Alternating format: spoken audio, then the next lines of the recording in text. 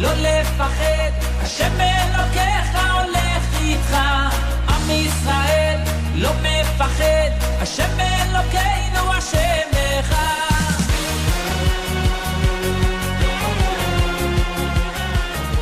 Bonjour à tous les auditeurs et auditrices, c'est un plaisir de vous retrouver ce matin dans votre émission du vendredi, l'univers de la Yeshiva, où nous revivrons ensemble la vie juive en 1001 questions. Alors, chers auditeurs, chers parents, après le succès des années précédentes, le Gan Chai est heureux cette année encore d'accueillir vos enfants au centre de loisirs Gan Chai pour un nouveau mois de bonheur. Cette année, ce sera du 1er au 19 juillet 2019. Et pour tout renseignement, n'hésitez pas à contacter Madame Pinson qui est avec nous ce matin en direct sur Radio Judaïka. Madame Pinson, bonjour. Bonjour. Alors, comment pouvez-vous nous résumer en quelques mots le Gan Chai pour nos auditeurs? Ça c'est une tâche très difficile. Je pense que Gan Chai ne peut pas être résumé en 2 mots. Mais si vous m'accordez un peu plus de temps, alors je veux bien tenter d'expliquer les avantages d'un programme comme Gan Chai. Le parent aujourd'hui, quand il cherche un programme des activités pour leurs enfants durant le mois d'été, sont confrontés à vraiment une richesse incroyable de choix et des options. Mais beaucoup de ces activités, des stages organisés à Bruxelles sont des programmes d'été d'objets uniques. Ça veut dire qu'ils offrent un coup de pouce dans un de sports favoris comme le tennis ou comme le foot ou une autre proposition aussi avec un objet unique. Mais les avantages uniques d'un programme, d'une colonie d'été plus généralisée est d'une valeur tout à fait distincte des compétences et des exercices de ces homologues spécialisés. En fait, une colonie de jour comme Gan Chai est tout d'abord un endroit où des monitrices attentives nourrissent la créativité de l'enfant et surtout la confiance en soi. Ils vraiment accompagnent l'enfant dans son épanouissement. Ils aident les enfants à créer de nouveaux amis. Ils leur stimulent de viser plus haut, au-delà de leur zone de confort, pour essayer de nouvelles expériences. Qu'est-ce que je peux dire encore? En fait, Gan Chai, une colonie de jour en particulier, est l'endroit où le travail d'équipe est nourri. Et aussi, à part les liens qui sont créés avec des autres enfants, des fois, ils forgent des liens et des amitiés pour toute une vie. Tout à fait. Les enfants, chaque soir, retournent à la maison. Par rapport à ce qui est souvent aujourd'hui, qu'on envoie les enfants à des colonies où on loge pour plusieurs semaines. Mais il faut, et des fois, ça aussi apporte beaucoup des expériences et d'indépendance aux enfants. Mais quand il y a une colonie d'été, une colonie de jour, comme Gan Chai, il y a autre chose qui est gagnée. Le fait que les enfants rentrent chaque soir à la maison permet un partenariat entre le parent et les enfants. Quand des jeunes enfants sont envoyés pour la nuit, c'est vraiment une coupure. Et ici, ça devient un partenariat. Parce que les enfants reviennent chaque soir, après les activités de la journée, et ils partagent avec le parent ce qu'ils ont fait, le défi qu'ils avaient réussi, les nouvelles expériences qu'ils ont tentées, de nouveaux amis qu'ils ont fait. Et alors ça crée un dialogue et un partenariat avec le parent qui n'existe pas tellement quand les enfants sont envoyés de loin. Alors là, ça quelque chose de positif, une colonie de jour. Alors aussi, à Gan Chai, le monitrice utilise un vocabulaire qui encourage le respect de l'autre et la responsabilité. Et les enfants, quand ils partagent ces expériences et ce qu'ils ont appris avec leur famille, quelques heures plus tard, ils utilisent ces mêmes vocabulaires qui renforcent cet enseignement, cet message, cette transmission.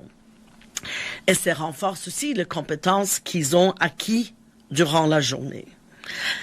Alors, le vrai question maintenant, ce n'est pas pourquoi une colonie d'été plus généralisée par rapport à une objectif très ciblé, une colonie très ciblée, un stage, je veux dire très ciblé. Pourquoi Gan Chai? Alors, le magie et l'esprit de Gan Chai combinent l'expérience quotidienne avec un sens profond d'identité juive. Les valeurs, les traditions, les cultures sont tissées tout au long de la journée dans les activités, l'art, les histoires, le jeu, le sport, le théâtre. Tout est organisé d'une manière qui est amusante et qui rend les enfants fiers de leur héritage juif. Évidemment, comme j'avais dit, les valeurs comme la responsabilité et le respect pour les autres sont vraiment mis en priorité. Alors c'est assez alléchant d'entendre toutes ces explications, mais ça fait déjà combien de temps que vous faites le Gan Chai à succès? Alors, Gan Chai va célébrer cette année 25 ans. Ah, Baruch Hashem. Alors, nous avons commencé en 1991 et plus de 1300 enfants ont passé l'expérience du Gan Chai. Et des fois, je rencontre les anciens qui partagent des souvenirs et me disent comment ils se rappellent encore les chansons de Gan Chai. Et nous avons déjà des enfants de deuxième génération, hein, les enfants des anciens qui envoient leurs enfants. Et c'est intéressant, récemment j'ai rencontré quelqu'un, ces enfants sont déjà fini l'université et il me raconte qu'il avait un neveu qui est venu d'Israël il y a une vingtaine d'années et qui est aujourd'hui pilote à l'armée israélienne. Et il aime toujours chanter les chansons de Gan Chai avec l'accent américain parce qu'à l'époque, j'avais des monitrices qui venaient du Canada pour parler un peu leur français, on peut dire. Et alors, il se rappelle encore de ça. Alors, c'est ça qui est vraiment encourageant et qui m'apporte beaucoup de motivation de continuer ensemble avec vous dans cet grand défi. Bezrat Hashem, Bezrat Hashem. Alors, quels sont les jours et les horaires de cette année? Alors, cette année, comme vous avez mentionné tout au début, en principe, il faut que le parent se rappelle, Gan Chai est toujours les premières 3 semaines du mois de juillet. Mais étant donné que cette année, le 1er juillet est une mercredi, nous avons décidé de faire 3 semaines et demie, du 1er jusqu'à 24. Alors, les horaires, c'est de quelle heure à quelle heure? Alors, la journée commence, ça veut dire que nous sommes déjà présentes à partir de 8h15. Donc là, il y a un accueil déjà. Il y a déjà un accueil et ça, c'est pour permettre les parents qui travaillent à amener leurs enfants le matin. Et les enfants sont accueillis avec une variété de jeux, de dessins, de matériel de construction. À ce moment-là, les enfants arrivent de petit à petit. Ils aiment raconter, partager, se rappeler ce qu'ils ont fait hier ou ce qu'ils ont fait le soir, ce qu'ils ont raconté à leurs parents. Et ils aiment partager ça avec les monitrices. J'aime beaucoup ce moment du matin. Il y a une anticipation pour une journée pleine de joie. Il y a des enfants de différents âges qui jouent ensemble parce que c'est pas directement dans le groupe. Et c'est vraiment un moment très calme et en même temps plein d'anticipation. Et alors, les activités commencent vers 9h jusqu'à 4h. Et puis, de nouveau, on assure une garderie, mais une garderie active, on peut dire, jusqu'à 5h30. Jusqu'à 5h30. Oui. Eh ben, on va vous laisser quelques instants avec une pause musicale et puis on revient tout de suite pour parler des inscriptions. Judaïka. Écoutez le changement.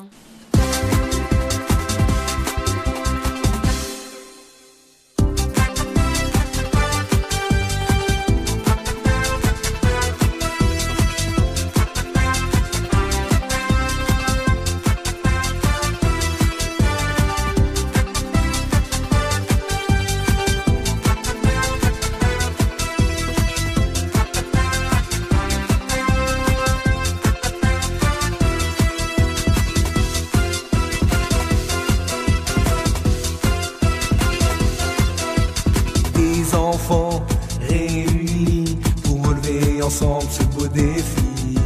En plein milieu de chaque ville, ils sont là, ils s'amusent et ils étudient. Des 12 mois de l'année, le plus excitant c'est juillet.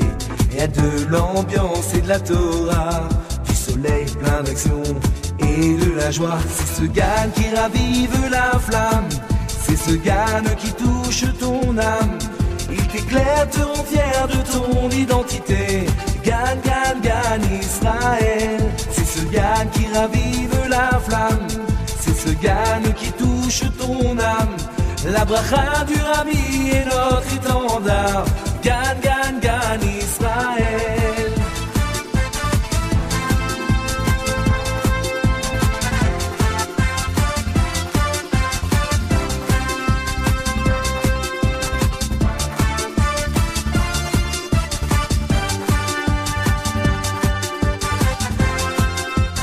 Nous revoilà sur Radio Judaïka. Nous sommes, je vous le rappelle, avec Madame Pinson, directrice du Gan Chai. Alors, Madame Pinson, nous venons de parler donc un petit peu, nous avons fait un grand tour sur le Gan Chai. Comment se passe une inscription si un parent veut inscrire son enfant et de quel âge à quel âge, bien sûr, un enfant peut venir profiter de cette journée magnifique du Gan Chai? Ok. Alors, c'est beaucoup de choses en une fois. Alors, tout d'abord, il y a deux sections. Il y a des sections kids, qui est de 3 à 5 ans. Ça veut dire les enfants qui rentreront en première, deuxième et troisième maternelle, entre 3 à 5 ans. Et ils ont des activités adaptées à leur âge.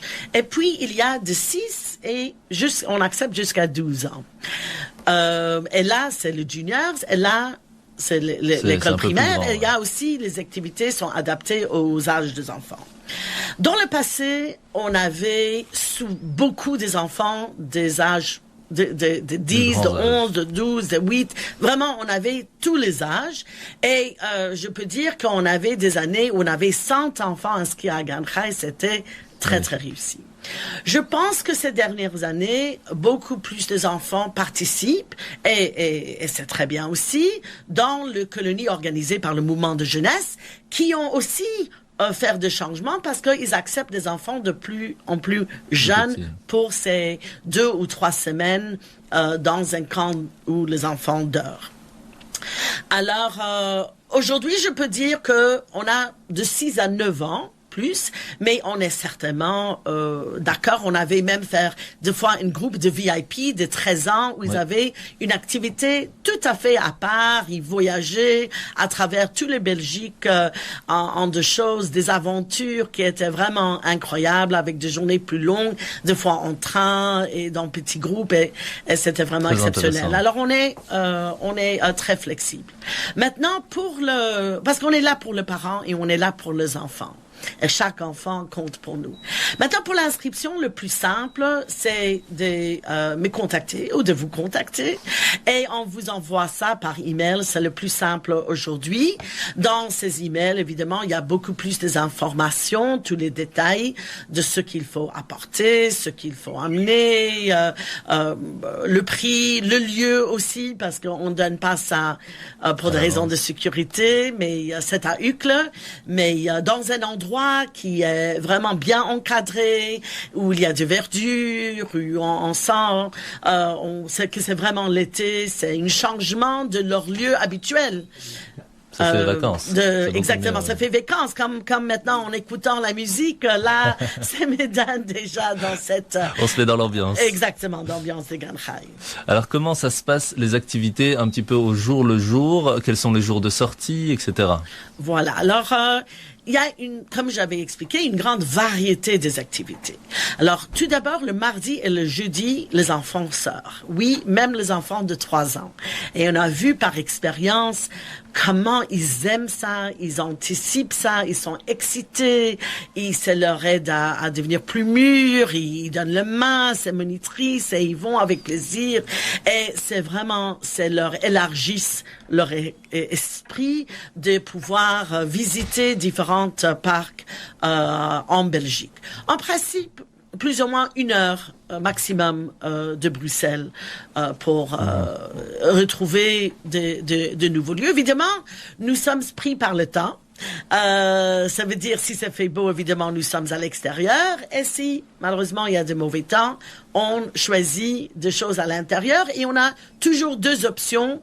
Et notre société d'autobus travaille bien avec nous pour pouvoir adapter ces sorties le mardi et le jeudi. Les enfants, ils prennent une pique-nique avec eux et il y a une t-shirt Gan Chai que les enfants achètent et qu'ils portent le jour de sortie. Alors c'est seulement pour le jour de sortie? Pour le jour de sortie, oui. Maintenant, les autres 3 jours, les enfants restent sur place et là, il y a des animateurs professionnels de l'extérieur, comme une professeure du foot, même pour le plus jeune. Ça commence déjà des entraînements, de baby basket, de différentes activités sportives, et aussi des animateurs, comme des animateurs de cirque, de jonglage, qui apportent beaucoup de nouvelles expériences aux enfants. Aussi, on amène différentes personnes, par exemple, quelqu'un qui fait le très grande boule, et les enfants ont beaucoup amusé l'année dernière avec ça. Exactement. Intéressant, ouais.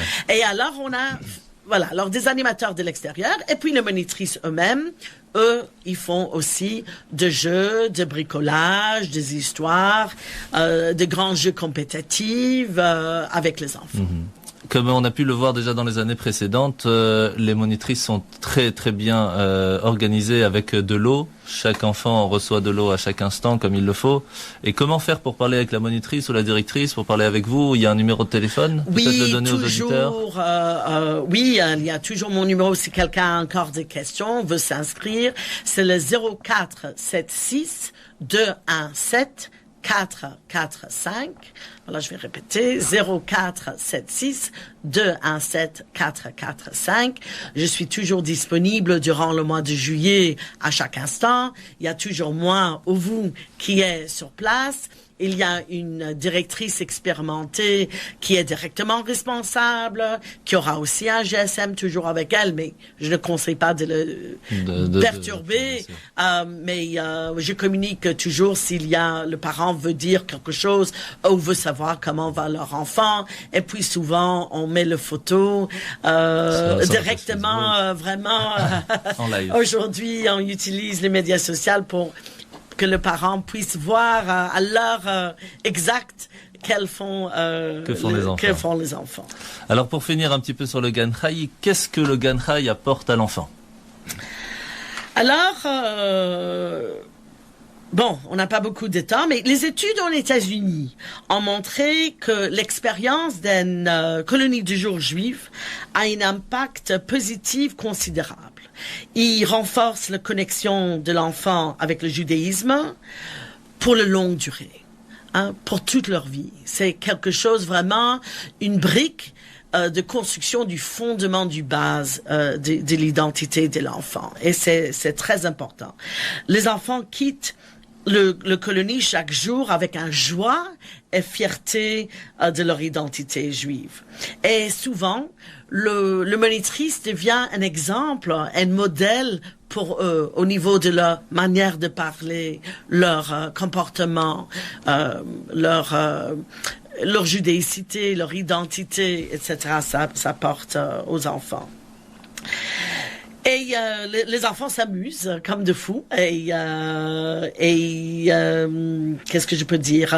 Comme je vais renforcer, j'avais dit, ils ont des amis nouvelles et qui sont vraiment durables. Et ils développent une multitude de nouvelles compétences et intérêts. Et ils ont des souvenirs pour toute leur vie. Alors comment si une personne veut être un peu plus impliquée avec le Gan Chai, comment est-ce qu'on peut aider, comment est-ce qu'on peut soutenir? Certainement avec grand plaisir, toujours plus d'aide et toujours le bienvenu. C'est dans le passé, on avait même les mamans qui venaient chaque matin pour faire les sandwichs pour les enfants. C'était durant de longues années. J'avais des mamans et comme ça, les enfants ne devaient pas amener leur propre sandwich, mais on faisait. Vous imaginez, on faisait des sandwichs pour 100 personnes. Ouais.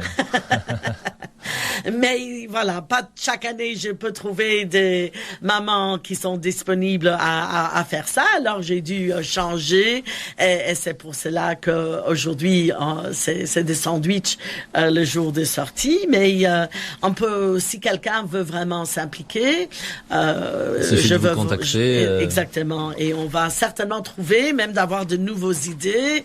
On peut toujours, on veut toujours être à l'écoute et à progresser. Bezrat Hashem, eh bien, nous vous souhaitons, Bezrat Hashem, que ce mois de juillet soit un mois de succès. Bezrat Hashem, je rappelle à nos auditeurs que vous pouvez contacter Madame Pinson au 0476 21 74 45. Je répète 04 76 21 74 45. Et bien sûr que vous pouvez aussi nous contacter sur la page Facebook de l'émission où on mettra bien sûr tous les renseignements sur le Gan Chai. Et il y a aussi la page Facebook de Gan Chai où vous aurez toutes les informations pour les inscriptions. Nous allons maintenant faire une petite pause musicale et nous vous retrouvons dans quelques instants. Judaïka. Écoutez le changement.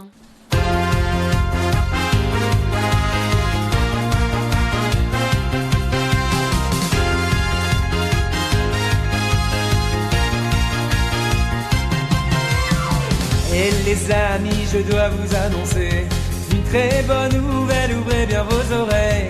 Oui, cette année est pour le mois de juillet, nous tous ensemble au Gan Israël. Tout au début, je croyais rêver, quand on m'a dit que c'était bien vrai.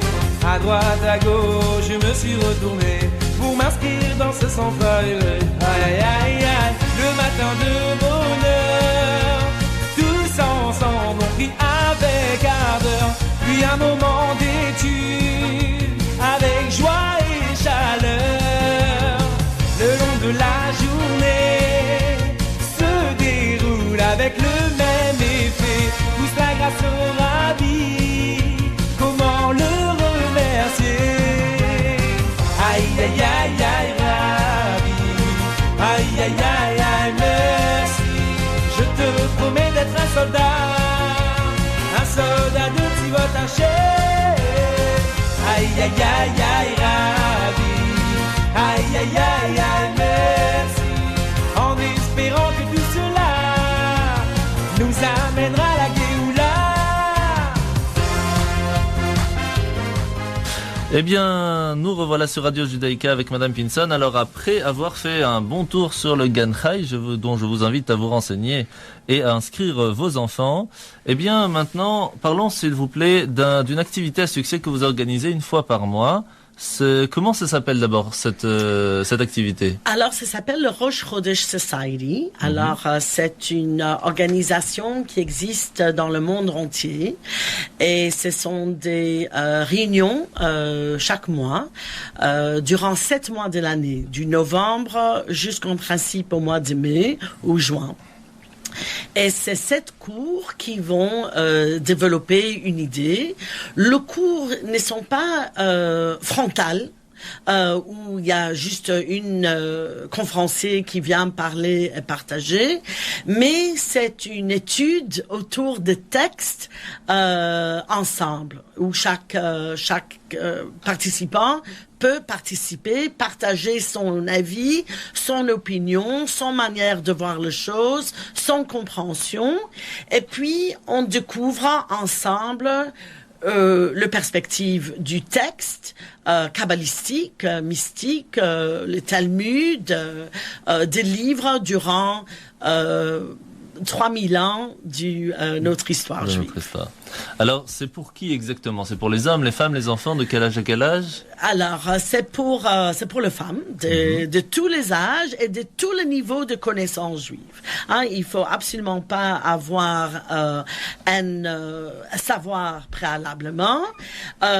C'est ce sont des séances qui sont très intellectuellement stimulantes. Je pense qu'on a une très bonne groupe qui sont très fidèles, qui revient, qui aime beaucoup cette partage. C'est pour un public féminin parce que ça leur permet vraiment de s'épanouir et de pouvoir discuter dans une cadre qui est très sécurisant. Cette année, le cours était très fascinant. Le sujet était très fascinant. Donnez-nous des exemples. Voilà. Alors, cette année, c'était sur la sagesse juive pour une relation constructive dans le couple. Ah ouais. Et on avait des sujets comme est-ce que Dieu se trouve dans le chambre à coucher et en quelle manière et ça veut dire toute l'idée de l'âme sœur et deux demi font un entier. Et on a vu, du point de vue juif, tous les aspects du mariage. Ce n'est pas du thérapie, c'est pas du tout. Je suis pas thérapeute. On a essayé de réfléchir par rapport à les textes juifs, ce que ça peut apporter. On utilise souvent Maïmonide, qui a beaucoup de conseils très philosophiques là-dessus. Et nous avons notre prochain cours pour terminer cette série qui va être le 22 juin, qui va parler du divorce et ce qu'on peut apprendre à partir du divorce, ce qu'on peut apprendre du mariage. Alors, c'est très fascinant. Et même si des femmes veulent participer, ils n'ont pas participé aux 6 cours précédents, ils sont bien invités et ils peuvent m'appeler pour avoir plus de renseignements. Alors, comment faire pour pouvoir venir? Là, c'est quand la prochaine date exactement? Le 22 juin. 22 juin. Alors, le 22 juin, pour pouvoir vous contacter, on vous appelle à votre numéro. Donc 0476 21 74 45 et Exactement. vous leur donnez donc tous les renseignements pour Exactement. pouvoir venir et en profiter. Le cours est gratuit dans beaucoup des endroits dans le monde parce que c'est le même cours qui est donné dans le monde entier. Ah oui. Dans 300 différents endroits, surtout aux États-Unis, mais aussi en Amérique du Sud. En France, il y a 2 endroits où que c'est donné. Alors on est les quelques seuls qui traduisent tout en français parce que tout le base est en anglais. Il y a un livre en anglais qu'on peut acheter si on a envie, mais sinon je traduis un maximum de textes en français. Magnifique, la Kavod, je vous souhaite une grande atzlacha, une grande réussite. Un grand merci encore Madame Pinsan d'avoir été avec nous ce matin. Et merci pour votre disponibilité, parce que je sais que c'est pas évident toujours de pouvoir venir en direct sur Radio Judaïka, mais en tout cas c'était un grand plaisir. Pour moi aussi. Une bonne continuation pour cette année, bonne chance au Gan Chai, bonne chance à Rosh Chodesh Society et Bezrat Hashem. Peut-être rappeler encore une fois aux auditeurs votre numéro de contact. Ah oui, ok. Bon, 0476 217 445 et je vous souhaite à tout le monde un Shabbat Shalom et merci beaucoup. Merci, à bientôt. Judaïka. Écoutez le changement.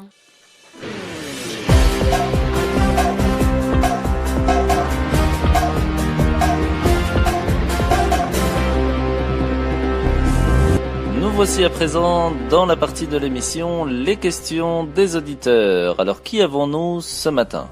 Bonjour mademoiselle, comment tu t'appelles? Bonjour, je m'appelle Mila Rubinfeld. Enchantée, tu as des questions à nous poser? Oui, j'ai quelques questions à vous poser sur Eliyahu Hanavi.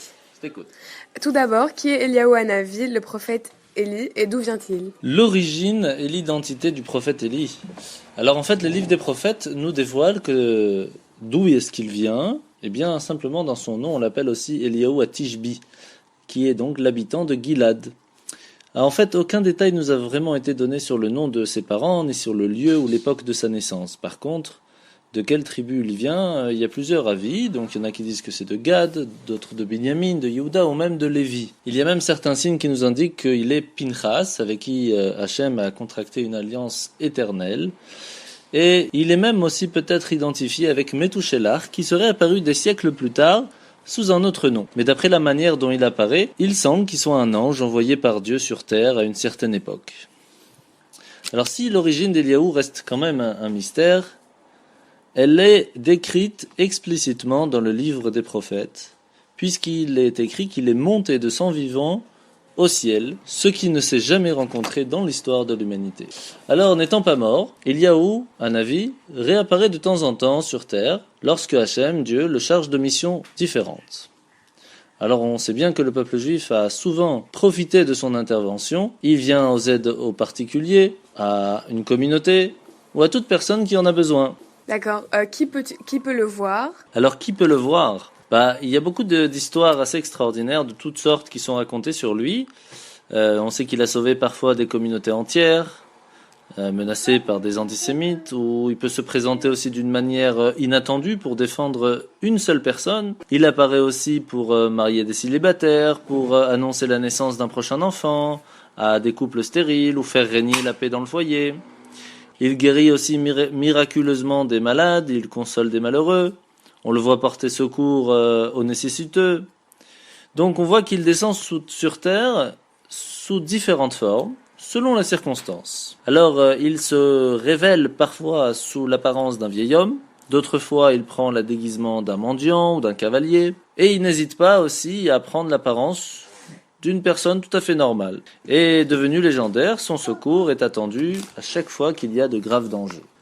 Alors, à qui vraiment il apparaît? Alors, Eliyahu Hanavi est également le maître et le guide de l'élite du peuple. Il se révèle aux hommes qui atteignent un niveau spirituel très élevé pour leur enseigner la Torah, les dévoiler les secrets des sphères supérieures.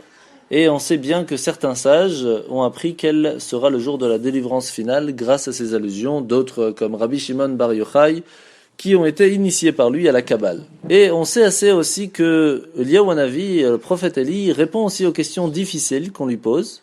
Parfois, c'est lui qui vient s'adresser aux sages pour éveiller leur attention sur des énigmes, comme pourquoi des désastres effrayants se produisent-ils dans le monde, ou dans quel but Dieu a-t-il créé des reptiles et des insectes. On voit tout ça dans le Midrash Rabbah de Ruth, ou même dans le Yerushalmi, Brachot, etc. Et toutes les lois à propos duquel il reste des doutes, eh bien dans le Talmud, on écrit le mot Teiku, qui veut dire Tishbi, Yetaretz, Kushiot, Vechavayot.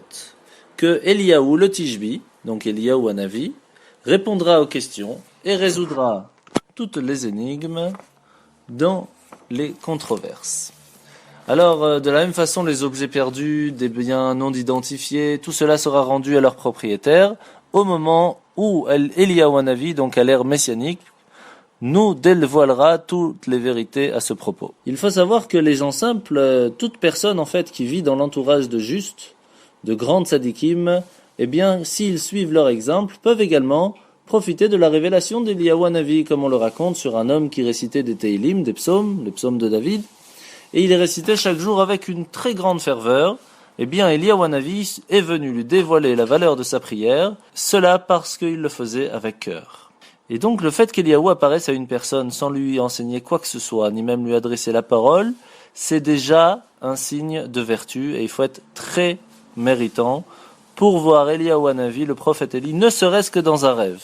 Que fait-il de ses journées s'il n'est pas mort, puisqu'on dit qu'il n'est pas mort? Alors le Zohar nous raconte, dans le Zohar Vaïgash, qu'il est écrit « Observons ce qu'il est dit dans le texte. Voici un char de feu tiré par des chevaux de feu, et Eliyahu Hanavi, le prophète Élie, monta dans un tourbillon au ciel. » Donc à ce moment-là, le corps s'est détaché de l'âme d'une manière tout à fait différente de ce qu'il est chez les autres personnes, puisqu'il n'a pas dû être enterré. Et donc Eliyahu Hanavi, le prophète Élie, est devenu à ce moment-là un être céleste qui vit parmi les autres êtres célestes, mais même s'il remplit des missions comme eux, c'est lui qui est choisi pour accomplir les miracles sur terre. Et donc c'est un peu plus loin dans le Zohar, où on dévoile un secret de la création tout à fait extraordinaire, dans le livre d'Adam, le Zohar Vayakel, qu'au cours de l'existence de l'humanité, un être céleste descendra sur terre, s'enveloppera dans un corps, prendra le nom de Eliyahu, qui signifie en fait à l'essence divine, et que lorsqu'il quittera le monde, son enveloppe humaine restera dans le tourbillon, qui l'emportera au ciel et sera remplacée par une autre, faite de lumière spirituelle. Et c'est ce qui va lui permettre de rester au ciel parmi les anges, mais à chaque fois qu'il sera envoyé sur terre, il pourra reprendre son enveloppe terrestre et apparaître comme un homme. Et c'est donc ces notions qui guident le Khatam Sofer dans son livre Shelat Tshuvot, au volume 6, qui explique les lois et les coutumes qui concernent Eliyahu Hanavi, où il nous explique qu'il peut apparaître de deux manières. Alors parfois son âme s'enveloppe dans un corps, et donc dans ce cas il a les mêmes obligations et les commandements que toute autre personne, et c'est sous cette forme qu'il s'est révélé assez souvent aux sages du Talmud, et qu'il le fera bien sûr dans le futur pour toute l'humanité à l'ère messianique, mais il peut aussi se présenter sous sa forme spirituelle, sans son corps, et à ce moment-là, il est donc exempté bien sûr de la pratique des commandements, puisqu'il n'a pas de corps, c'est seulement l'âme, et c'est pour cela que on prépare un siège d'honneur pour Eliyahu Hanavi, pour le prophète Élie, lors d'une mila, d'une circoncision. Et même le jour du Shabbat, malgré l'interdiction qu'il est de parcourir des trajets dépassant 2000, et même avec ça, puisque lui il va venir sans corps, donc de façon plus spirituelle, à cette occasion, puisqu'il est là en tant qu'ange, il n'y a pas de souci qu'il puisse venir et profiter d'être avec nous pendant le temps de la circoncision. Quand parle-t-on de lui dans les prières? Alors, quand est-ce qu'on parle de lui dans les prières? Eliyahu Hanavi, donc le prophète Élie, est assez connu pour être le défenseur du peuple juif. À la fin du repas, dans le Birkat Hamazon, on dit « Arachaman hu ishlach lanu et Eliyahu Hanavi zachor latov ». Et qu'est-ce qu'il va faire? « Viva ser lanu besurot tovot yeshuot venechamot ». C'est quoi son but? Qu'est-ce qu'il va faire? Il va venir nous annoncer de bonnes nouvelles. Donc son rôle est un petit peu de veiller sur le peuple juif, de ramener le bonheur à l'humanité. Et lorsque Dieu a consulté les anges pour créer les hommes, on dit même que Eliyahu Hanavi, contrairement à beaucoup d'autres, a approuvé le plan divin et il se proposa même de se mettre au service de toutes les personnes créées dans ce monde. Mais Hachem ne l'a pas envoyé sur terre immédiatement.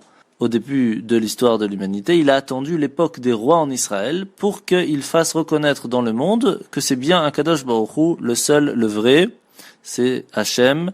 Lorsqu'il a accompli cette mission, il fut après, plus tard, rappelé au ciel auprès des anges. Et à ce moment-là, Dieu l'a nommé de la même façon à la fonction qu'il avait lui-même choisie autrefois. Et donc c'est toi qui seras le tuteur de mes fils et qui fera accepter la foi en moi dans ce monde. Quand est-ce la première fois qu'on parle de lui dans l'histoire juive?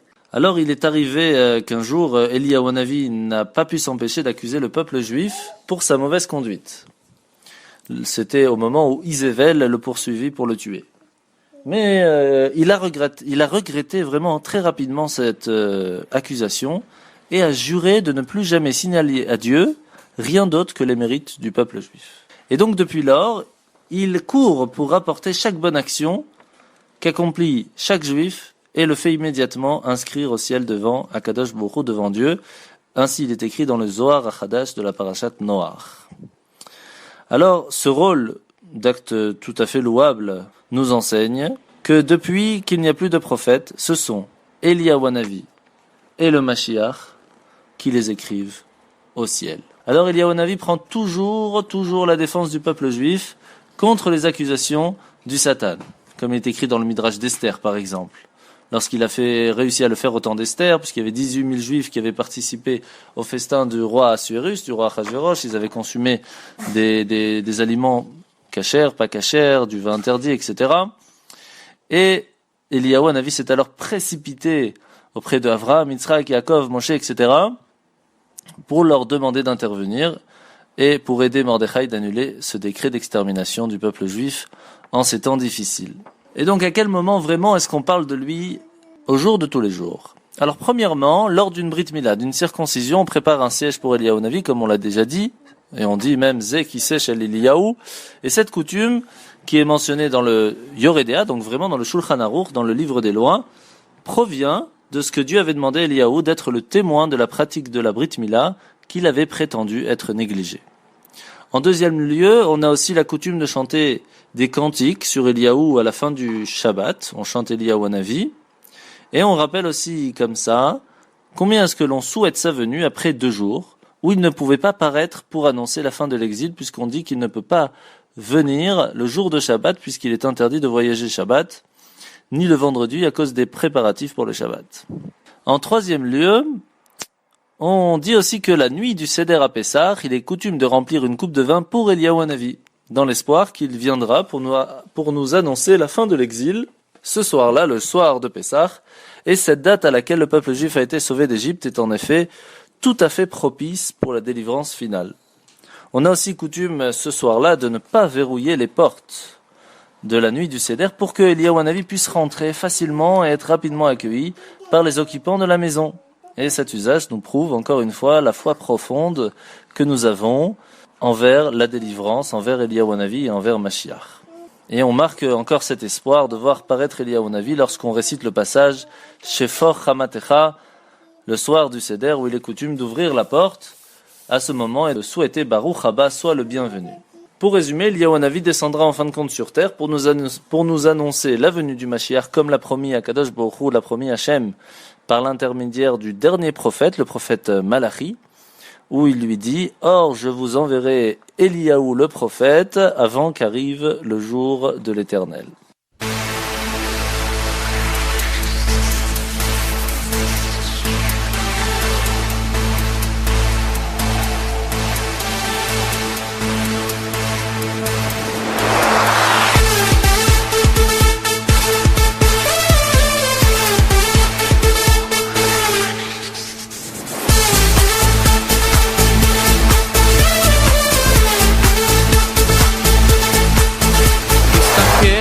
ושם מסביב לעולם יש צרות, דאגות, החיוך נעלם מחר תראה רק שחור כי גם זה יעבור והכל יסתדר כי השם יעזור יש תקווה, נשאיר כולנו יחד יש אמונה חזקה מכל הפחד לא ניפול, לא נרד כי אנחנו לא לבד יש לנו השם אחד יש תקווה אם נשאיר כולנו יחד יש אמונה חזקה מכל הפחד לא נטפול, לא נרד כי אנחנו לא לבד יש לנו השם אחד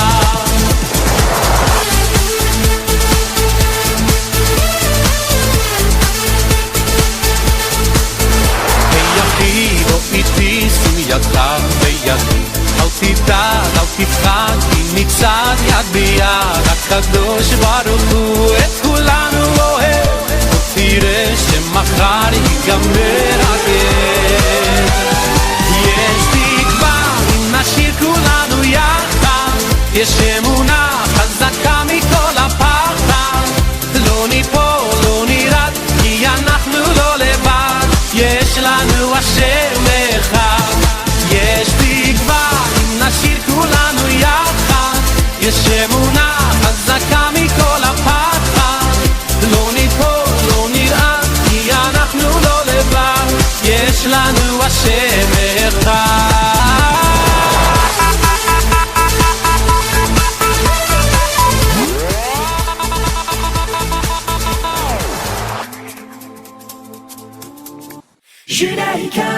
Écoutez le changement. Combien de clés existent-ils? Car on parle de clés dans la Torah. Alors pour pouvoir parler des clés, je suis obligé de vous raconter toute l'histoire. Alors il faut savoir bien sûr qu'il y a plusieurs clés qui existent. Donc il y a la clé de la résurrection des morts, la clé de la pluie et la clé de la naissance. Alors pourquoi parle-t-on souvent des clés quand nous parlons de Eliyahu Hanavi? Alors quand Dieu a envoyé Eliyahu Hanavi au roi d'Israël, Achab, lorsqu'il lui a reproché sa mauvaise conduite, ce roi qui a succédé à son père Oméri, qui avait épousé la fille du roi idolâtre de Sidon Isével, elle avait rapporté les idoles de son père au palais et elle les adorait et avait même réussi malheureusement à influencer son mari, le roi, à faire de même. Et malheureusement, le roi a également persuadé et entraîné le peuple tout entier à abandonner la Torah, puisqu'il ne croyait plus en Dieu, et refusait d'écouter les avertissements des prophètes. Et c'est ainsi qu'il a entrepris de rebâtir la ville de Jéricho, tout en sachant que Yoshua ben Nun l'avait détruite et avait interdit la reconstruction de ses ruines et avait maudit celui qui oserait le faire, en prédisant la mort de tous ses enfants. Mais Iriel a défié cette prophétie, a rebâti la ville et malheureusement la malédiction se réalisa et il perdit tous ses enfants l'un après l'autre. Au moment où le roi Achav est venu faire une visite de condoléances à la vue du prophète Élie. Il lui a dit, mais alors, qui est plus grand que Moshe ou Yehoshua? Regarde, Moshe, le prophète, a dit qu'il allait punir toute personne qui n'allait pas écouter les commandements divins, et Yehoshua a maudit la reconstruction de la ville de Jéricho, et pourtant, nous faisons l'idolâtrie, et aucune malédiction n'est arrivée. À ces mots, Eliaou, il était très irrité, s'est tourné vers le roi et il a dit « J'exige que la famine sévisse dans le pays à cause de toutes ces paroles de blasphème que vous venez de prononcer. » Et malheureusement, à partir de ce moment-là, plus une goutte de pluie n'a touché la terre d'Israël. Et donc, bien sûr, le roi Achav a envoyé des soldats pour l'arrêter, mais lui, il s'est caché. Il a bu des eaux et il a mangé ce que les corbeaux l'ont chargé de le nourrir, et il est resté très longtemps au bord du torrent Kérit, et les corbeaux venaient lui apporter du pain, de la viande, tous les matins et tous les soirs, et c'est pendant ces 3 ans qu'aucune pluie ne tomba.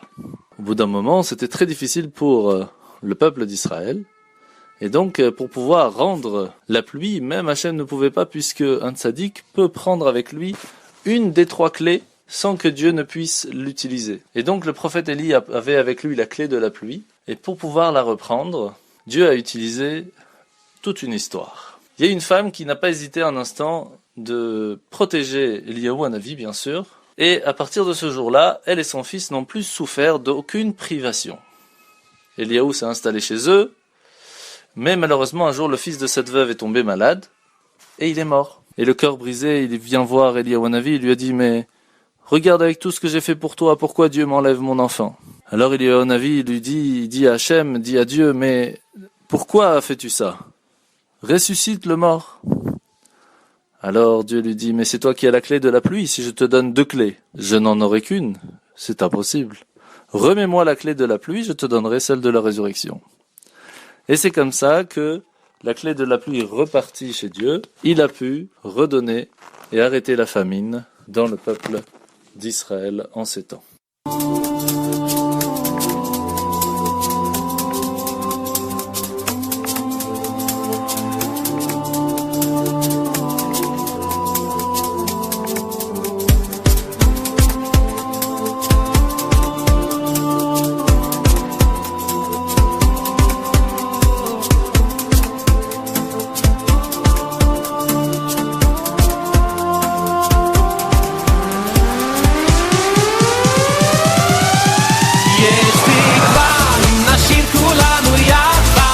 יש אמונה חזקה מכל הפחד, לא ניפול, לא נרד, כי אנחנו לא לבד, יש לנו השם אחד. יש תקווה אם נשיר כולנו יחד, יש אמונה חזקה מכל הפחד, לא ניפול, לא נרד, כי אנחנו לא לבד, יש לנו השם אחד. יש תקווה אם נשיר כולנו יחד, יש אמונה חזקה מכל הפחד, לא ניפול, לא נרד, כי אנחנו לא לבד, יש לנו השם אחד. יש תקווה אם נשיר כולנו יחד, יש אמונה חזקה מכל הפחד, לא ניפול, לא נרד, כי אנחנו לא לבד, יש לנו השם אחד. יש תקווה אם נשיר כולנו יחד, יש אמונה חזקה מכל הפחד, כן העם לבדד, קדימה נצעד לעד, בשמחה ובטוב לבד. יש תקווה אם נשיר כולנו יחד, יש אמונה חזקה מכל הפחד, לא ניפול, לא נרד, כי אנחנו לא לבד, יש לנו השם אחד. יש תקווה. Écoutez le changement. Et nous a-t-il déjà prouvé dans l'histoire la grandeur de Dieu par rapport aux idolâtres et aux autres dieux? Alors oui, bien sûr. Alors Eliaou Hanavi, il a prouvé à tout le monde. C'était juste à la fin de cette histoire, quand Eliaou Hanavi il est parti pour dire au roi Achav que la pluie allait recommencer. Et il leur a dit, voilà, eh bien, rassemblez-vous, rassemblez tout le peuple en bas, au pied de la montagne de Carmel. Et à ce moment-là, que les prêtres de Baal viennent pour offrir un sacrifice. Donc Baal, c'est l'idole. Et moi, je viendrai pour faire offrande au Dieu d'Israël. Et on verra qui a raison. Alors à ce moment-là, qu'est-ce qui s'est passé? Les prêtres de Baal, qui étaient 450 contre 1, puisque Eliyahu Hanavi était seul, eux, ils ont fait à ce moment-là construire un autel avec une personne en dessous pour pouvoir allumer le feu, parce que le but était de montrer à tout le monde que le feu du ciel allait venir pour manger et pour brûler l'offrande faite. Et au moment où le prêtre de Baal ont commencé à invoquer leur Dieu, eh ben Dieu a envoyé un serpent pour piquer la personne qui était en dessous, et il est mort sur le coup. Et donc il comprenait pas pourquoi il avait toujours pas allumé le feu. Alors il danse, il chante, oh Baal, exauce-nous, mets ton feu, etc., etc. Alors Eliyahu se moque d'eux et leur dit, allez, plus fort, plus fort. Peut-être que votre Dieu il dort, peut-être qu'il vous a pas entendu. Et à ce moment-là, il y avait plus une mouche qui volait, pas une voix humaine, il y avait un silence total. Et puisqu'il y avait aucun signe, Eliyahu Hanavi prit 12 pierres, correspondant aux 12 tribus d'Israël. Il a disposé des morceaux de bois au-dessus de l'autel, déposa le taureau, et lorsque tout a été prêt, Elisha, son disciple, versa de l'eau sur ses mains et a rempli rapidement la tranchée autour de l'autel. Et à ce moment-là, Eliyahu Hanavi se mit à prier. Elokei Avraham, Yitzhak ve Israël. Dieu d'Avraham, d'Yitzhak et de Yaakov, de Israël. Je veux prouver aujourd'hui aux yeux de tous que tu es toi, le seul Dieu suprême, que je suis ton serviteur et que je parle toujours en ton nom et sur tes ordres. Ô Akadosh Baruch Hu, ô Dieu, agis pour la gloire de ton nom. Fais descendre un feu du ciel sur ton autel pour que les faux prophètes ne puissent pas dire que le sacrifice est consumé par mes sortilèges. Et à ce moment-là, le peuple entier reconnaîtra alors que tu es Dieu. Aussitôt, une grande flamme est descendue visiblement du ciel, brûla l'holocauste. Les morceaux de bois, la terre aux alentours, même l'eau qui remplissait la tranchée, s'assécha. Et à la vue de ce miracle, tout le peuple entier se prosterna et dit tous ensemble, Hashem hu ha-Elokim. Dieu, c'est lui le vrai Dieu. Et à ce moment-là, Dieu a ordonné Eliyahu de prendre les prophètes de Baal et de s'occuper de leur sort. Et à ce moment-là, une violente pluie a déferlé sur terre. Et il n'a pas eu le temps, le roi Achav, d'arriver jusqu'à son palais, que l'eau ruisselait déjà partout sur le sol. Avant de partir, à qui a-t-il passé le flambeau? Eh bien, en fait, dès qu'Eliyahu a fini avec cette histoire, il s'est sauvé, il est parti dans une grotte, et il a accusé le peuple juif quand même. Alors, à ce moment-là, Dieu lui a dit, puisque tu as rapporté la mauvaise conduite du peuple, tu ne sortiras pas d'ici tant que tu n'auras pas juré de ne plus parler que de mérite. Et donc, Eliyahu Hanavi s'est empressé de le faire, bien sûr, et il lui a ordonné d'aller dans la ville vers Shomeron, en Samarie, et sur le chemin, il rencontra Elisha ben Shaphat. Il a ôté son manteau, lui a mis sur ses épaules et lui a dit, c'est toi maintenant, mon disciple, qui prendra ma place en tant que prophète. Et il resta à ses côtés, sans jamais le quitter jusqu'au jour de sa disparition. Voilà un petit résumé sur la vie de Eliyahu Hanavi. Merci Mila d'avoir été avec nous. Merci beaucoup pour cette explication. C'était un vrai plaisir d'être avec vous sur Radio Judaïka. Shabbat Shalom à tout le monde. Judaïka. Écoutez le changement.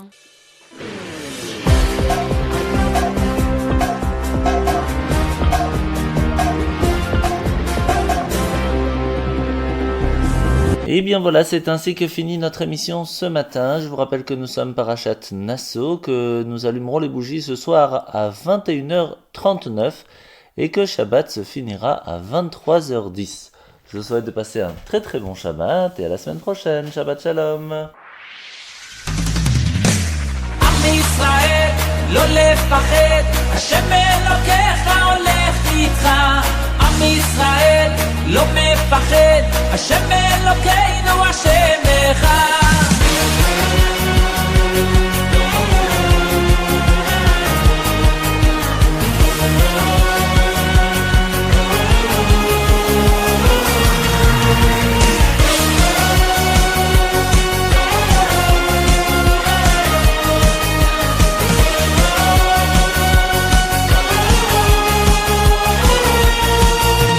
כל העולם הוא גשר צר, והעיקר לא לפחד כלל, ומלמעלה הוא שומר, צר ואויב לא יתקרב, אח לאח ויד ביד, ישראל זה עם אחד, ומלמעלה הוא עוזר, שומר שומר ישראל.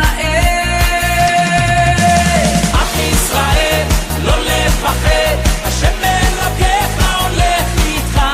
עם ישראל לא מפחד, השם אלוקינו השם אחד. עם ישראל לא לפחד, השם אלוקיך הולך איתך. עם ישראל לא מפחד, השם אלוקינו השם אחד.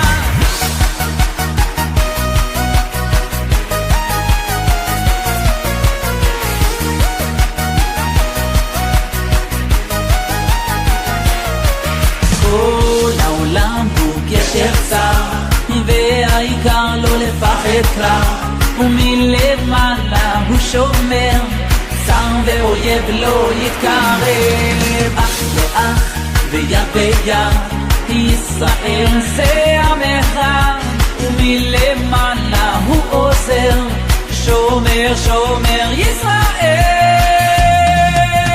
עם ישראל לא לפחד, השם אלוקיך הולך איתך. עם ישראל לא מפחד, השם אלוקינו השם אחד.